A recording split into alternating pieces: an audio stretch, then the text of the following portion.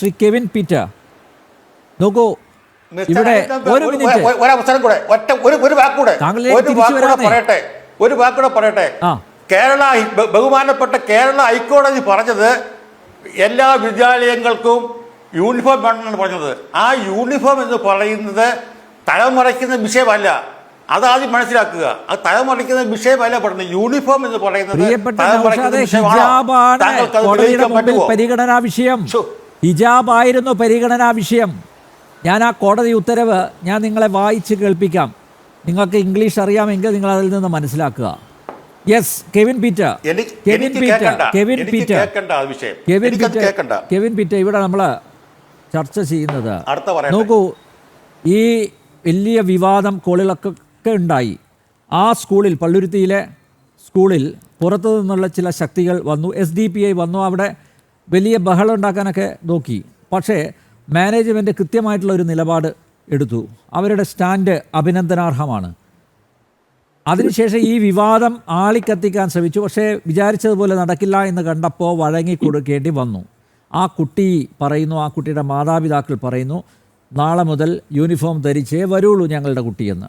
അവിടെ ആ പ്രശ്നം രമ്യമായി പരിഹരിച്ചു.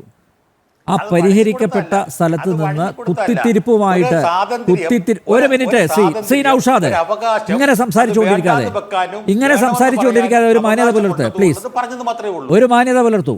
പിന്നെ ശ്രീ കെവിൻ പീറ്റർ, അങ്ങനെ പരിഹരിക്കപ്പെട്ട ഇടത്ത് നിന്നാണ് ഫേസ്ബുക്ക് പോസ്റ്റുമായിട്ട് നമ്മുടെ പൊതുവിദ്യാഭ്യാസ മന്ത്രി വി ശിവൻകുട്ടി അവതരിക്കുന്നത്.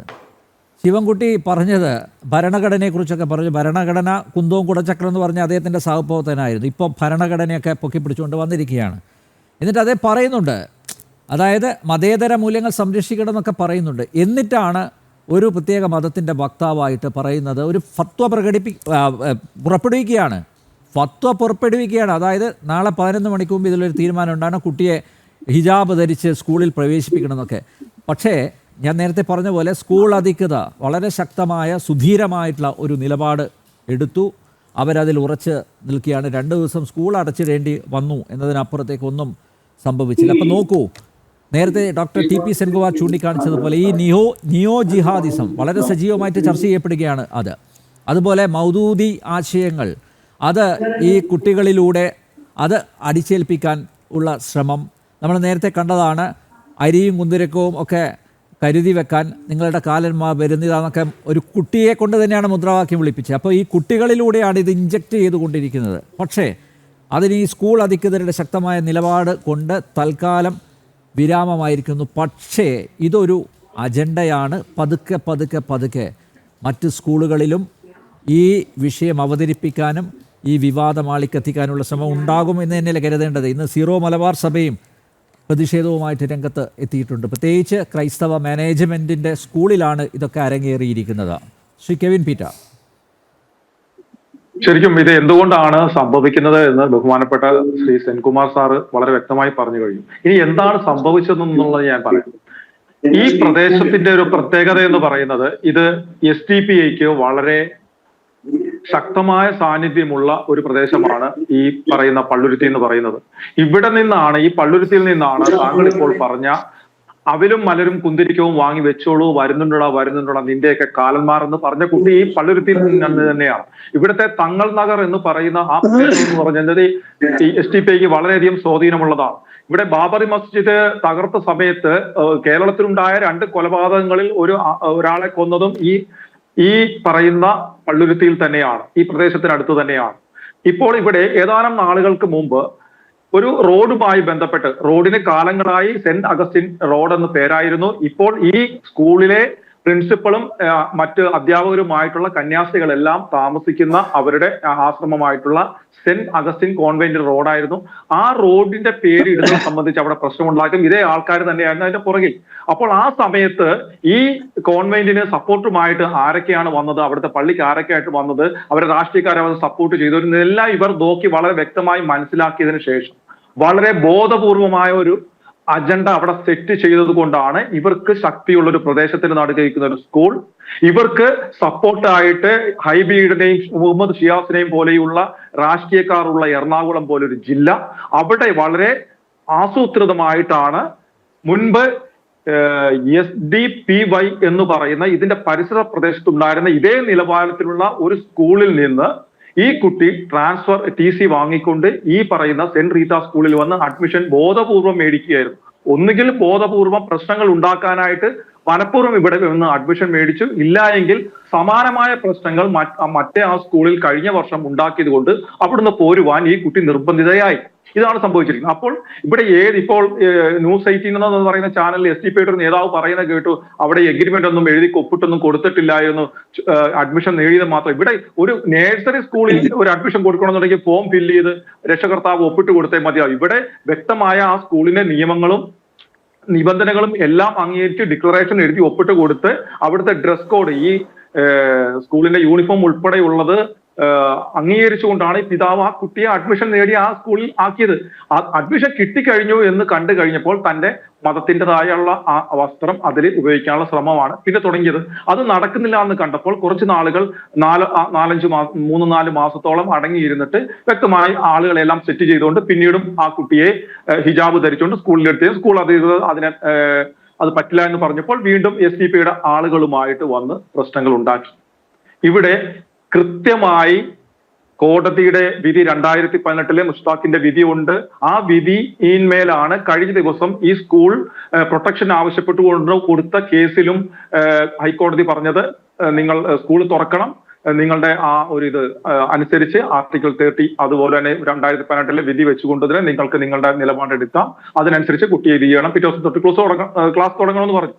അപ്പോൾ അങ്ങനെ വന്നപ്പോഴത്തേക്ക് ഇവിടുത്തെ ഈ കുട്ടിയുടെ പിതാവിന് മനസ്സിലായി പ്രത്യേകിച്ച് ഇനി ഒന്നും ചെയ്യാൻ സാധിക്കില്ല, ഒന്നെങ്കിൽ ട്രാൻസ്ഫർ സർട്ടിഫിക്കറ്റ് മേടിച്ചുകൊണ്ട് വേറെ ഏതെങ്കിലും സ്കൂളിലേക്ക് പോകുക, അല്ല എന്നുണ്ടെങ്കിൽ സ്കൂൾ അധികൃതർ നിർദ്ദേശിച്ചിട്ടുള്ള വസ്ത്രം യൂണിഫോം ധരിച്ചുകൊണ്ട് അവിടെ പഠിക്കുക. ഒന്ന് ആലോചിക്കുക, ഇത്രയധികം പ്രശ്നങ്ങളുണ്ടായ ഒരു കേസിൽ ഈ കുട്ടിയുടെ കുട്ടിയുടെ പിതാവിനെയും ആ കുട്ടിയും വ്യക്തമായി പൊതുസമൂഹത്തിന് മനസ്സിലായ സ്ഥിതിക്ക് ഏത് റീസൺ, ഇപ്പം ഉഭയകക്ഷി പ്രകാരം വ്യക്തമായ കാരണം കൊടുക്കാതെ ട്രാൻസ്ഫർ സർട്ടിഫിക്കറ്റ് അപേക്ഷ കൊടുത്താലും ട്രാൻസ്ഫർ സർട്ടിഫിക്കറ്റ് കൊടുത്താലും ശരി, വേറൊരു സ്കൂളിൽ ബുദ്ധിയുള്ള ഒരു മാനേജ്മെന്റും ഈ കുട്ടിയെ പഠിക്കാൻ അവിടെ അനുമതി കൊടുക്കില്ല, അവിടെ സ്കൂളിൽ എടുക്കില്ല. അപ്പം അത്തരം ഒരു അവസ്ഥയിൽ തന്റെ കുട്ടിക്ക് ഈ സ്കൂളല്ലാതെ മറ്റൊന്നും സാധിക്കില്ല എന്ന് അദ്ദേഹം അനുസരിച്ചതാണ്.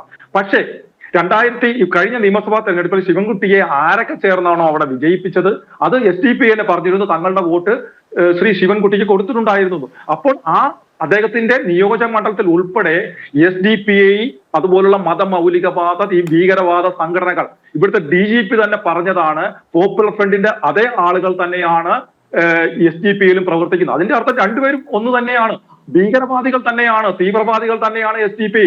അപ്പൊ അവരുടെ സമ്മർദ്ദം കൊണ്ട് 24 മണിക്കൂർ കഴിഞ്ഞപ്പോൾ ബഹുമാനപ്പെട്ട ശിവൻകുട്ടി നിലപാട് മാറ്റി. ആ നിലപാട് മാറ്റിയെന്ന് കണ്ടപ്പോൾ നേരത്തെ അനുമതി സ്കൂളിന്റെ ആ ഒരു നിബന്ധനയ്ക്ക് അനുസരിച്ച് തന്റെ കുട്ടിയെ സ്കൂളിലോട്ട് അയച്ചു കൊള്ളാമെന്ന് സമ്മതിച്ച പിതാവ് മലക്കം മറിയുകയും ഒപ്പം ഇവിടെ SDPI എല്ലാ കേരളത്തിലെ എല്ലാ സ്കൂളുകൾക്കും ബാധകമാക്കും വിധം ഉത്തരവായി അത് ഇറങ്ങണമെന്ന് ആവശ്യപ്പെടുകയാണ് ചെയ്തത്. ഇത്രയും ദിവസം ഈ 2-3 ദിവസങ്ങൾ SDPIക്കാർ പറഞ്ഞത് ഞങ്ങളുടെ ആരും പ്രാദേശിക നേതാക്കൾ വന്നു അതിനകത്തില്ല, ഞങ്ങൾക്ക് അതിലൊരു ബന്ധവുമില്ല, ഞങ്ങൾ ആരും അവിടെ പോയിട്ടില്ല, എല്ലാം RSSന്റെയും BJPയുടെയും കാസയുടെയും പ്രചരണങ്ങളാണ്, ഇതൊക്കെയാണ് പറഞ്ഞിരുന്നത്. പക്ഷേ വിദ്യാഭ്യാസ വകുപ്പ് മന്ത്രിയുടെ ആ ഒരു സ്റ്റേറ്റ്മെന്റ് വന്നു കഴിഞ്ഞപ്പോൾ ഏതാനും മണിക്കൂറുകൾക്കകം SDPയുടെ സംസ്ഥാന നേതൃത്വം പറഞ്ഞു അത് ഉത്തരവായി ഇറങ്ങണം. എന്താണ്, ഇവിടുത്തെ കേരളത്തിലെ എല്ലാ ക്രിസ്ത്യൻ മാനേജ്മെന്റ് സ്കൂളുകളിലും ഹിന്ദു മാനേജ്മെന്റ് സ്കൂളുകളിലും ഇപ്പൊ നടക്കില്ല. എല്ലാ ക്രിസ്ത്യൻ മാനേജ്മെന്റ് സ്കൂളിലും ഇതേ പറയുന്ന ഹിജാബ് നടപ്പിൽ വരുത്തണം. ആദ്യം അടുത്തത് നിസ്കാര മുറിയായിരിക്കും. ഇതെല്ലാം അജണ്ടകൾ സെറ്റ് ചെയ്ത് കൊണ്ടുവന്നതിനാണ്. നേരത്തെ തന്നെ നിസ്കാര മുറി എന്ന വാദവുമായിട്ട് വന്നല്ലോ, അത് വേണമെന്നുള്ള ഒരു ആവശ്യം. തീർച്ചയായിട്ടും അത്രയേ ഉള്ളൂ. ഇവിടെ ജമിയത്തുൽ ഉലമ പോലുള്ള അതുപോലെ തന്നെ വേറെ ഇതുപോലുള്ള മുസ്ലിം സംഘടനകൾ നടത്തുന്ന സ്കൂളുകളിൽ പെൺകുട്ടികളുടെ വസ്ത്രധാരണ രീതിയിൽ അവരുടെ ചുരിദാറിന്റെ കൈ എന്ന് പറയുന്നത് ഇവിടം വരെ എത്തുന്നതാണ്. അവരുടെ കൈ മൊത്തം മറയുന്നതാണ്, പർദ്ദ എന്ന രീതിയിൽ മൊത്തം മറയുന്നതാണ് ആ കൈ അത്തരം യൂണിഫോം ഡ്രസ് കോഡ് ഉള്ള സ്കൂളുകളിൽ ഹിന്ദു കുട്ടികളും പഠിക്കുന്നുണ്ട്, ക്രിസ്ത്യൻ കുട്ടികളും പഠിക്കുന്നുണ്ട്. എവിടെയെങ്കിലും ഒരു ക്രിസ്ത്യൻ കുട്ടിയോ ഒരു ഹിന്ദു പെൺകുട്ടിയോ തന്റെ കൈ കൈ ഇടണം, തനിക്ക് ഇത് ഫുള്ള് പറ്റില്ല, മുസ്ലിം കുട്ടികളെ പോലെ നടക്കാൻ പറ്റില്ല, എനിക്ക് ഇത് തന്നെ വേണമെന്ന് പറഞ്ഞു എവിടെയെങ്കിലും പ്രശ്നം ഉണ്ടാക്കി ഏതെങ്കിലും രക്ഷകർത്താവ് ഇതുപോലെ രംഗത്ത് വന്നതായിട്ട് ഇവർക്ക് കാണിക്കാമോ? ഇല്ല. ഇവർ പറയുന്നത് മറ്റൊരു ഇത് കൂടെ ചോദിക്കുന്നുണ്ട്, ഈ കന്യാസ്ത്രീ എന്തിനാ ശിരോവസ്ത്രം ധരിച്ചതെന്ന് ഇരിക്കുന്നത്, കന്യാസ്ത്രീ ആ വസ്ത്രം ധരിക്കുന്നത് എന്താണ്? അത് കന്യാസ്ത്രീ വിവിധ സന്യാസ സമൂഹങ്ങൾക്ക് വിവിധങ്ങളായ ഡ്രസ് കോഡുകളുണ്ട്, ഇതേപോലെ യൂണിഫോം ഉണ്ട്. അവരുടെ മേലധികാരികളെ അനുസരിച്ചുകൊണ്ട് അവരുടെ യൂണിഫോമാണ് ധരിച്ചുകൊണ്ട് വരുന്നത്. ഈ കുട്ടി പഠിക്കുന്ന സ്കൂളിലെ ക്ലാസ് ടീച്ചർ ഒരു മുസ്ലിം ടീച്ചർ ആണെങ്കിൽ അവർ പർദ്ദയിട്ടുകൊണ്ട് വന്ന് പഠിപ്പിച്ചാലും ആർക്കും ഒരു പ്രശ്നമില്ല. അവിടെ സാമ്പത്തിക അന്തരം ഉണ്ടാവാതെ അല്ലെങ്കിൽ മതത്തിന്റെ വ്യതിയാനം ഉണ്ടാവാതെ കുട്ടികളിൽ സമത്വബോധം ഉണ്ടാക്കുന്നതിന് വേണ്ടിയിട്ട് സുരക്ഷിതത്തിന്റെ ഭാഗമായിട്ടാണ് യൂണിഫോം ഉണ്ടാക്കുന്നത്. ഇപ്പോൾ PDPയുടെ വക്താവ് പറഞ്ഞല്ലോ യൂണിഫോമിനെ കുറിച്ച്. യൂണിഫോം എന്ന് പറയുന്നത് എന്താണ് സാറേ? യൂണിഫോം എന്ന് പറഞ്ഞാൽ ഒരേപോലെ ഇരിക്കുന്ന ഫോം, ഒരേ രീതിയിലായിരിക്കണം അത്. അല്ലാതെ കുറച്ച് കുട്ടികളെ ഞങ്ങൾ മുസ്ലിം ആണെന്ന് എടുത്തു കാണിക്കാൻ വേണ്ടിയിട്ട് അവരെ മുസ്ലിം വസ്ത്രം ധരിപ്പിക്കുന്നതല്ല യൂണിഫോം. യൂണിഫോം എല്ലാം ഒരുപോലെ ഇരിക്കണം. ഒന്ന് ആലോചിച്ച് നോക്കൂ, നമ്മുടെ ഓപ്പറേഷൻ സിന്ദൂറിനെ കുറിച്ച് ആദ്യം പത്രസമ്മേളനം നടത്തിയത് നമ്മുടെ ഒരു മുസ്ലിം ആയിട്ടുള്ള വനിതാ സൈനിക ഓഫീസറാണ്. മഫ്തയിട്ടുകൊണ്ട് വന്നിട്ടാണ് അത് നടത്തിയത്. അല്ല, സൈനിക യൂണിഫോമിലാണ്. ഇതാണ് ഈ നാട്. അപ്പോൾ യൂണിഫോമിൻ്റെതായ വിലയുണ്ട്. അല്ലാതെ നിങ്ങളുടെ മതത്തിന്റെ ഇതനുസരിച്ച് അങ്ങനെ ഉണ്ടെങ്കിൽ നിങ്ങൾക്ക് പറ്റുന്നത് എന്തിനാണ് ഇങ്ങനെ നിങ്ങളൊരു പൊതുശല്യമായി മാറുന്നത്? നിങ്ങൾക്ക് എന്തിനും മതത്തിന്റെ ഇതുകൊണ്ട് കേട്ടിട്ട് വെറുതെ ആവശ്യമില്ലാത്ത പ്രശ്നങ്ങൾ ഉണ്ടാക്കുകയാണ്. നിങ്ങൾക്കറിയാമല്ലോ ഈ സ്കൂളിന്റെ രീതി എന്താണെന്ന്, ആ സെന്റ് റീത്ത സ്കൂളിന്റെ രീതി എന്താണെന്ന് നിങ്ങൾക്ക് മുൻകൂട്ടി നിങ്ങൾക്ക് അറിയാൻ സാധിക്കും. അറിയാൻ സാധിക്കുന്നില്ല എങ്കിൽ അവിടെ അഡ്മിഷൻ എടുക്കാൻ വന്ന വേളയിൽ അവിടുത്തെ നിബന്ധനകൾ അവർ വായിച്ചു കേൾപ്പിച്ചപ്പോൾ അല്ലെങ്കിൽ വായിച്ചു നോക്കിയപ്പോൾ മനസ്സിലായിട്ടുണ്ട് സെന്റ് റീത്ത സ്കൂളിന്റെ നിയമാവലി എന്താണെന്നുള്ളത്. അങ്ങനെ ഉണ്ടെങ്കിൽ നിങ്ങൾക്ക് മതമാണ് വരുന്നെങ്കിൽ കുട്ടിയുടെ പഠനമല്ല, അതിന്റെ നിലവാരമല്ല, കുട്ടിയുടെ ഭാവിയല്ല വലുത്, നിങ്ങൾക്ക് വലുത് മതമാണെന്നുണ്ടെങ്കിൽ നിങ്ങൾ എന്തിനാണ് സെന്റ് റീത്ത സ്കൂളിൽ നിങ്ങൾ അഡ്മിഷൻ മേടിച്ച് അവിടെ ചേർത്തത്? നിങ്ങൾക്ക് മറ്റേതെങ്കിലും സ്കൂളിൽ ഞാൻ മനസ്സിലാക്കുന്നത് കഴിഞ്ഞ ദിവസം ഇവിടെ PTA പ്രസിഡന്റ് പങ്കെടുത്തിരുന്നു ഇവിടെ സംവാദത്തിൽ. അദ്ദേഹം പറഞ്ഞത് നേരത്തെ ഒരു മുജാഹിദീൻ സ്കൂളിലായിരുന്നു ഈ കുട്ടി പഠിച്ചിരുന്നതെന്ന്. അവിടെ എന്തോ ഒരു കുഴപ്പം അവിടെ, അതായത് മൂന്നാമത്തെ സ്കൂളാണ് സെയിന്റ് റീത്ത സ്കൂൾ. ആദ്യം ഒരു സ്കൂളിൽ പ്രശ്നമുണ്ടാക്കി, രണ്ടാമത് മുജാഹിദ് സ്കൂളിൽ പ്രശ്നമായി, മൂന്നാമതാണ് ഇങ്ങോട്ടേക്ക് വന്നത്. വന്നിരിക്കുന്ന സ്കൂൾ എന്ന് പറയുന്നത് സെൻട്രൽ സ്കൂൾ എന്ന് പറയുന്ന സ്കൂളാണ്. അത് വളരെ നല്ല നിലവാരമുള്ള സ്കൂളാണ്. അവിടെ എന്തിനാ ഇത്രയും നിലവാരമുള്ള ഒരു സ്കൂളിൽ നിന്നും എന്തിനാണ് ഈ കുട്ടിയെ TC വാങ്ങിക്കൊണ്ട് ഇതിലിവിടേക്ക് കൊണ്ടുവന്നത്? ഒന്നെങ്കിൽ ബോധപൂർവമായിട്ട് ഒരു ടെസ്റ്റ് ഡോസ് എന്ന നിലയിൽ ഇവിടെ ദുർബലമായ ആരുടെയും വലിയ ഒരു സപ്പോർട്ട് ഇല്ലാതെ നിൽക്കുന്ന ഒരു ചെറിയൊരു ലത്തീൻ കത്തോലിക്ക വിഭാഗത്തിന്റെ ചെറിയൊരു സന്യാസ സമൂഹത്തിന്റെ സ്കൂളിൽ പ്രശ്നങ്ങൾ ഉണ്ടാക്കി അവിടെ ഇത് നടപ്പിൽ വരുത്തിക്കൊണ്ട് ഇത് കേരളം മുഴുവൻ നടപ്പിൽ വരുത്താമെന്നുള്ള ഇവരുടെ അജണ്ടയുടെ ഭാഗമായിട്ടാണ് ആ കുട്ടിയെ അവിടെ കൊണ്ടുവന്നിരിക്കുന്നത്. അല്ലാതെ പഠനമാണ് മുഖ്യമെന്നുണ്ടെങ്കിൽ ഇപ്പോൾ ആ പിതാവ് പലക്കം അറിയേണ്ട കാര്യമില്ല. ഇന്നലെ ഹൈബിയുടെ മുഹമ്മദ് ഷിയാസും ഒരു വാക്കുപോലും STP എന്ന് അവർ ഉച്ചരിച്ചിട്ടില്ല. അവർ RSSനെയും BJPയും കുറിച്ച് പറയുകയുണ്ടായി. വേറെ മറ്റ് ചിലർ സോഷ്യൽ മീഡിയയിൽ അദ്ദേഹത്തിന്റെ ഒരു അപവാദ പ്രചരണങ്ങൾ എന്ന് പറഞ്ഞു. പക്ഷേ STP എന്നൊരു വാക്ക് പോലും ഇല്ലാതെ STPയെ പൊതിഞ്ഞ് സംരക്ഷിച്ച് നിർത്താനുള്ള ശ്രമമാണ് ഹൈബിയുടെ നടത്തിയത്. മുഹമ്മദ് ഷിയാസും അത് തന്നെയാണ് നടത്തിയത്. പക്ഷേ എന്നാൽ ഇവർ ചെയ്തത് ശരിയാണെന്നുണ്ടെങ്കിൽ ഇവർ പറഞ്ഞല്ലോ മതേതരത്വത്തിന്റെ ഉത്തമമായ ഉദാത്തമായ ഉദാഹരണമാണ് ആ പെൺകുട്ടിയുടെ പിതാവെന്ന് പറഞ്ഞല്ലോ, പേരെടുത്ത് പറഞ്ഞല്ലോ. അങ്ങനെ ഉണ്ടെങ്കിൽ ഇദ്ദേഹം ഇന്ന് മലക്കം പറയേണ്ട കാര്യം എന്താണ്? എന്തുകൊണ്ടാണ് STP മലക്കം പറഞ്ഞത്? അപ്പൊ ഇതെല്ലാം ബോധപൂർവമായ അജണ്ട സെറ്റ് ചെയ്തുകൊണ്ട് ഉണ്ടാക്കിയതാണ്.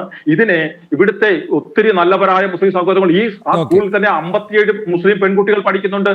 ആ കുട്ടികൾക്ക് ആർക്കും പ്രശ്നമില്ല. അവരുടെയൊക്കെ വീടുകളിൽ ചെന്ന് അവരെ സമ്മർദ്ദം ചെലുത്തുകയാണ്. നിങ്ങൾക്ക് ഹിജാബ് വേണമെന്ന് പറഞ്ഞുകൊണ്ട് നിങ്ങൾ ആവശ്യപ്പെടണമെന്ന് പറഞ്ഞ് അവർക്ക് സമ്മർദ്ദം ചെലുത്തുകയാണ്. അപ്പോൾ അതുകൊണ്ട് തന്നെ പല മുസ്ലിം കുട്ടികളെയും മാതാപിതാക്കൾ കഴിഞ്ഞ ദിവസങ്ങളിൽ അയച്ചിരുന്നില്ല. ഈ പ്രശ്നം ഒന്ന് തോൾവായതിനു ശേഷം അയക്കാമെന്ന് അവർ കരുതിയിരിക്കുകയാണ്. അപ്പോൾ മനഃപൂർവ്വം ഇത് പ്രശ്നങ്ങൾ ഉണ്ടാക്കാനുള്ളതാണ്. ഇതിനെ മതേതര പൊതുസമൂഹം എതിർത്ത് തോൽപ്പിക്കുക തന്നെ വേണം. തീവ്രവാദിയെ നിന്ന് തന്നെ പറയണം.